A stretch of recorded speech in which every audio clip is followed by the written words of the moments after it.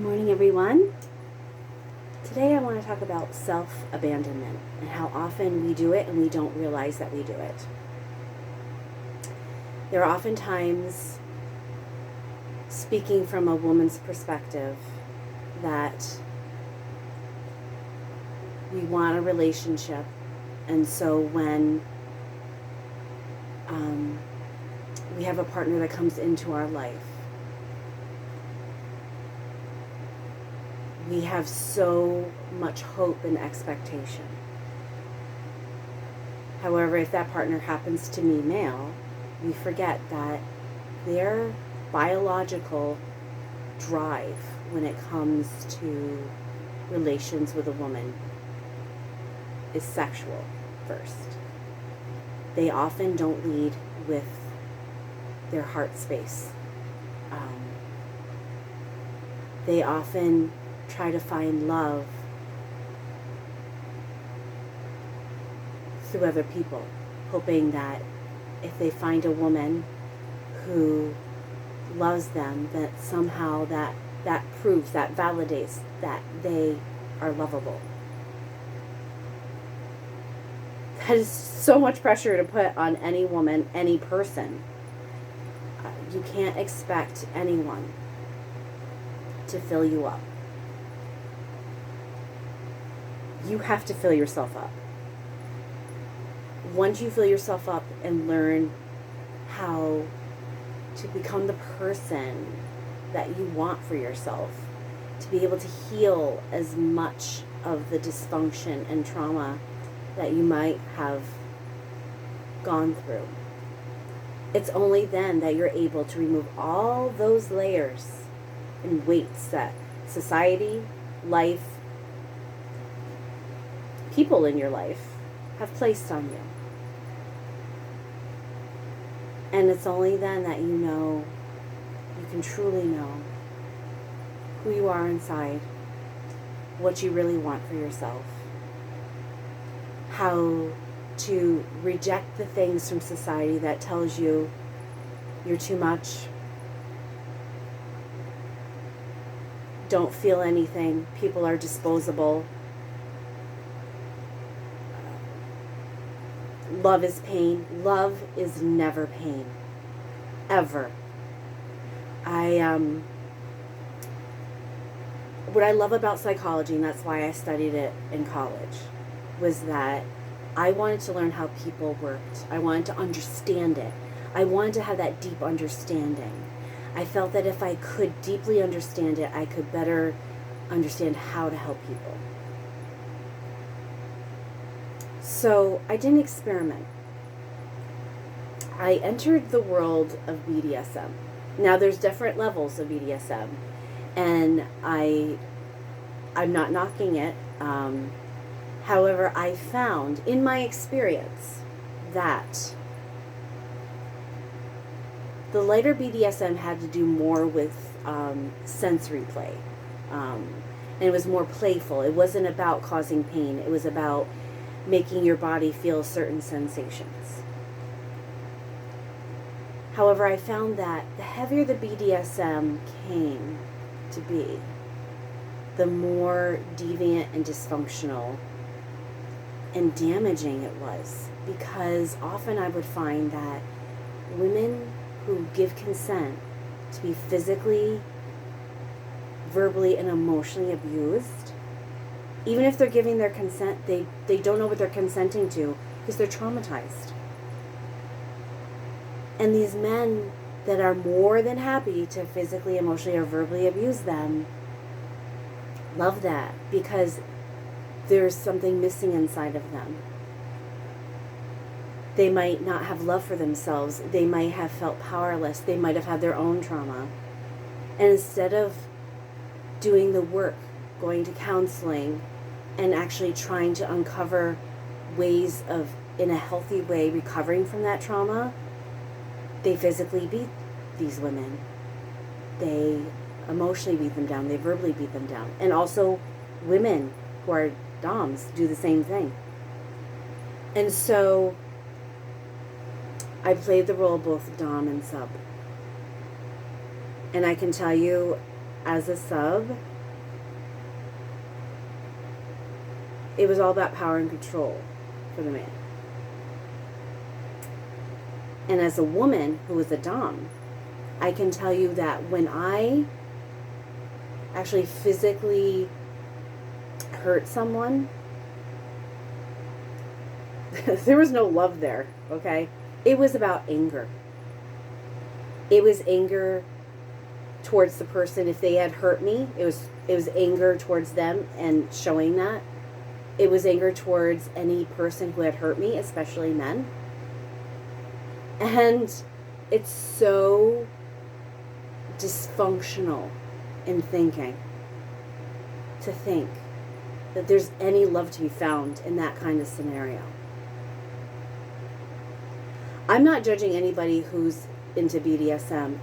I honestly think that a lot of times they don't know that whenever they are beating someone, verbally beating someone, emotionally beating, whether there's consent or not, they are re-traumatizing that person, because the person who gives that consent has had that trauma, and that's what they know. They haven't learned that they are worth so much more than that is not love. And so someone who gives consent, it doesn't change the fact that you are re-traumatizing them. And what's really sad is the people that give consent, they are self-abandoning. They are self-abandoning their respect, their self-esteem, their love, their dignity as a person and a human being. We are not disposable. If you want love, you have to do the work. If there's like dysfunction or trauma, you've got to do the work. And then unfortunately, people cause us damage. But sometimes we allow that to happen. Sometimes we don't. And there is no excuse for that. If someone forces any kind of trauma or damage on you, that is completely on them. And you know what's really sad? Is when someone hurts us, we're the ones who have to fix it. If your parent traumatizes you, they are basically damaging your brain. And at the end of the day, you're the one who has to fix it. That's the really messed up part.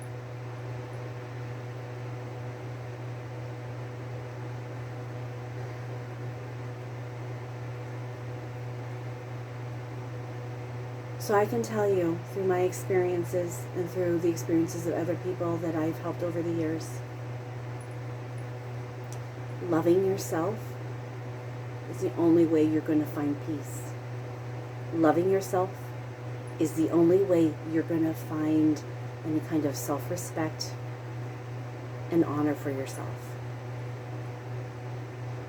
You're not going to find love in deviance, dysfunction, abuse of any kind, whether you gave your consent or not. You're not going to find love there. I can guarantee you. You're just going to find more trauma, more hurt, more pain. Love is not pain. Authentic love is not pain. Anything that causes you pain usually comes from ego, whether it's anger, apathy, sadness. Anytime you dwell in those feelings for too long, that's when dysfunction sets in. It's all normal to have all those feelings. It's part of the human experience. But when you allow yourself to sit in it and you live in it, that's when dysfunction occurs.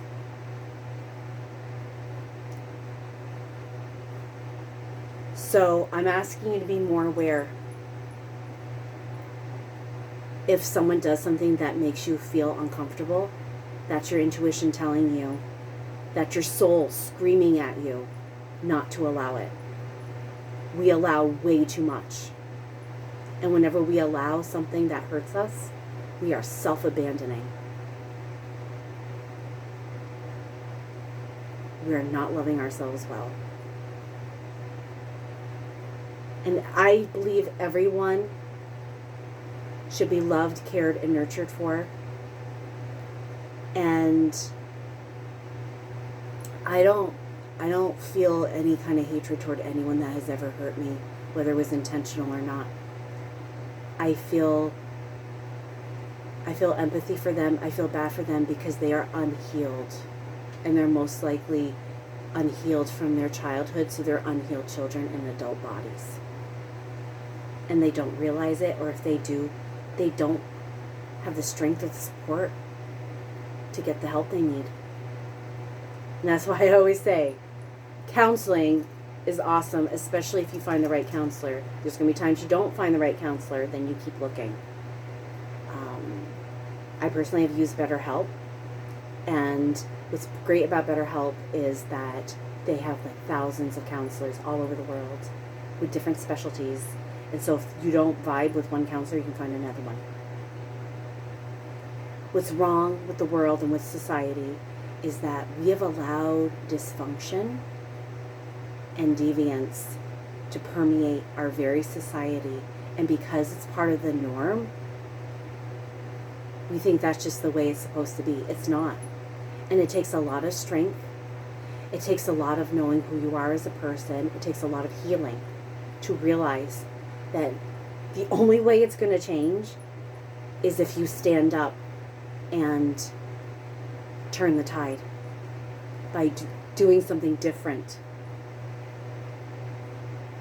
And there's going to be times you're not supported when you're trying to do something different.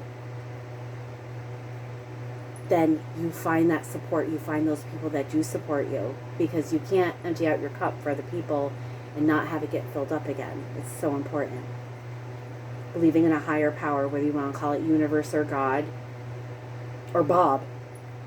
Believing in a higher power is key, because if you don't believe in something bigger than yourself, you are so ego-based. And ego-based, when you're living in ego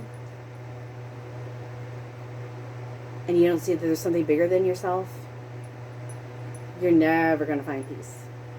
The only way you're going to find peace is when you release ego. And you truly think of not only taking care of yourself, but helping other people when it's possible. And it always breaks my heart when people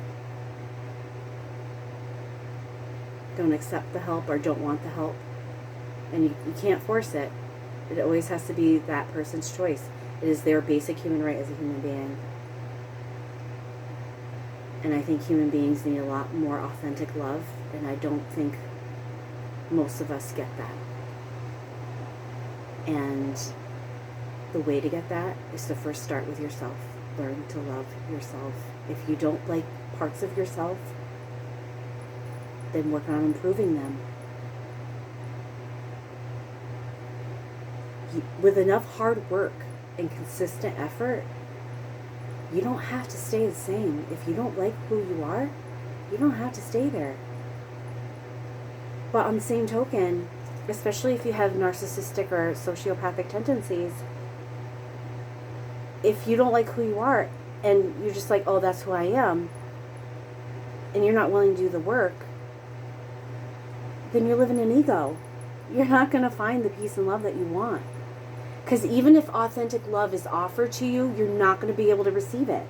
You're going to squander that opportunity.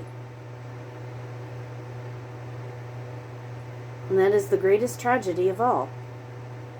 It's all right there. It's all possible. But we let our pain and hurt, and we let our pain and hurt take over,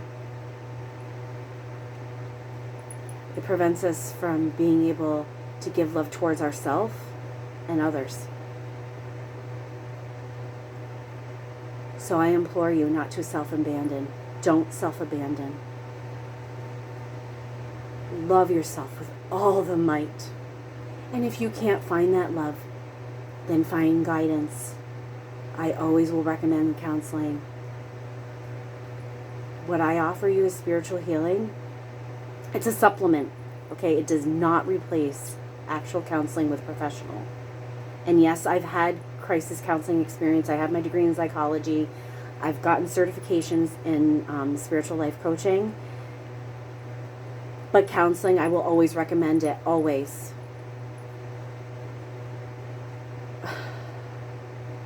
Those tools are there.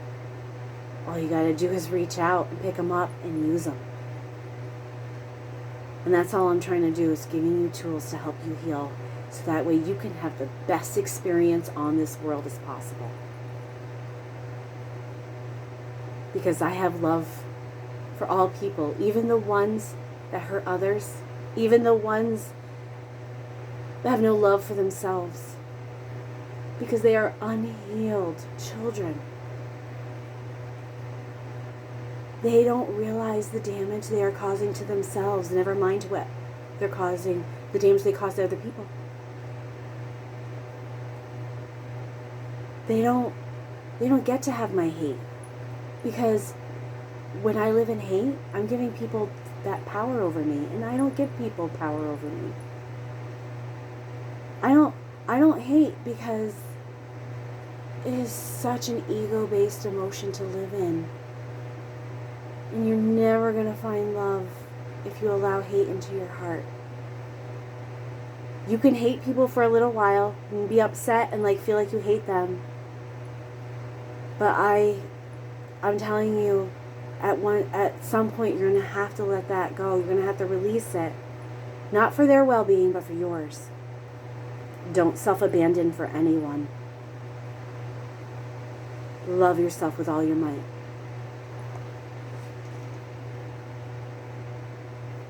So, today's mantra, as I ring the singing roll, I will not self-abandon. I will love myself with all my might.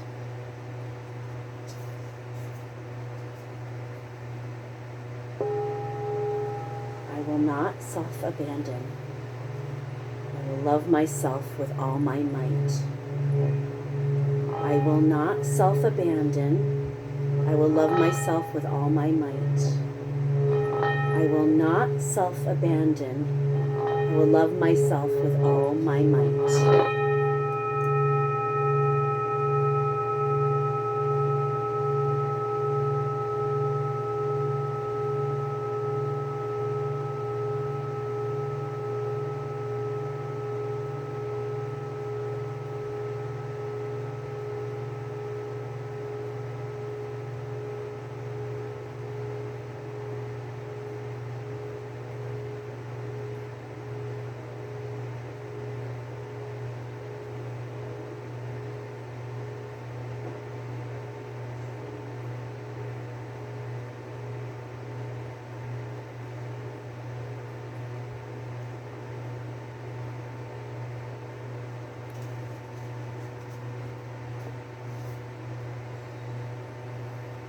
So much healing.